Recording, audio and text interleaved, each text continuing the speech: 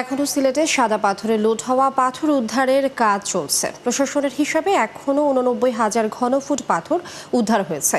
এদিকে গত এক বছরে ভোলাগঞ্জের সাদা পাথর পর্যটন স্পট পরিমাণ পাথর লুটপাট হয়েছে এর পুরো পরিসংখ্যান দিতে পারেনি প্রশাসন।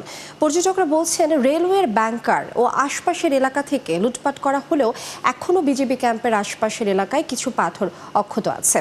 এগুলো বাঁচাতে সেনা সহায়তা চেয়েছেন তারা। জেলা প্রশাসন বলছে পর্যটকরা এমন দাবি করলে তারা প্রস্তাব পাঠাবে মন্ত্রণালয়ে। সিলেট থেকে হোসেন আহমদ সুজাদের রিপোর্ট।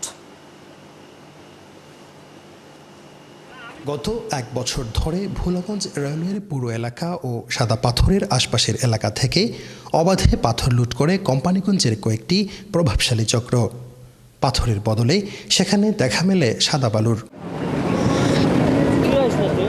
তবে সীমান্তে জিরো লাইন ও তার আশপাশের এলাকায় বিজিবির কঠোর নিরাপত্তার কারণে এখনও সাদা পাথর মেইন পর্যটন স্পটে অনেকটা পাথর দেখা যায়, যেখানে এখনও পর্যটকরা যান। আগে যেভাবে দেখছি যে একটা পাথরের শাড়ি, এটা আগের মতো দেখতে পাই নাই, মানে এটাতে একটু খারাপ লাগছে। প্রকৃতির সৌন্দর্যটা উপভোগ করার জন্য এখানে অবশ্যই আসতে হবে, আর এটা বাঁচিয়ে রাখতে অবশ্যই এটাকে। এগুলো আমাদের সংগ্রাম করতে হবে, না হলে আগামী ভবিষ্যৎ প্রজন্ম হুমকির মুখোমুখি। লুট হওয়া পাথর বিভিন্ন এলাকা থেকে উদ্ধারের পর সাদা পাথর এলাকায় ফেলা হচ্ছে। এলাকার লোকজন বলেন, যে পরিমাণ লুট হয়েছে উদ্ধারের পরিমাণ এর 1 ভাগ। পর্যটকরা দাবি করছেন এই পর্যটন স্পটটি বাণিজ্যিকভাবে তুলে দেওয়া হোক সেনাবাহিনীর হাতে। সার্বক্ষণিক নিরাপত্তা থাকলে পাথর লুটের সংখ্যা কমে যাবে। আমাদের বাংলাদেশ সেনাবাহিনী অথবা আদার্স যারা রাখতে পারবে, জিনিসটাকে সংরক্ষণ করে রাখতে পারবে, তাদের আওতায় নিয়ে যাওয়া ভালো। সেনাবাহিনীর হাতে তো অবশ্যই দেওয়া উচিত। এখন প্রশাসনের কথাই যদি সে না মানে, ইন্টেরিয়াম গভর্নমেন্ট কিসের জন্য? পাথরগুলো চুরি হয়ে গেছে, সেক্ষেত্রে আইনগতভাবে পদক্ষেপ নেওয়া উচিত।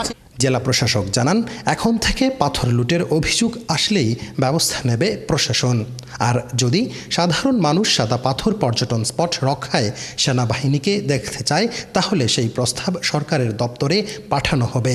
আমাদের তদন্ত টিম গঠিত হয়েছে, তারা দায় দায়িত্ব নিরূপণ করবে এবং দায় দায়িত্ব নিরূপণ করার পরে যদি আমাদের কারো ইনভলভমেন্ট থাকে, এক্ষেত্রে ব্যস্ততা থাকে, সেটার বিষয়ে আমরা দেখব। প্রশাসন হিসাব দিতে না পারলেও এলাকার লোকজন মনে করেন, গত এক বছরে 1 কোটি ঘনফুট পাথর লুট হয়েছে শুধু সাদা পাথর থেকেই।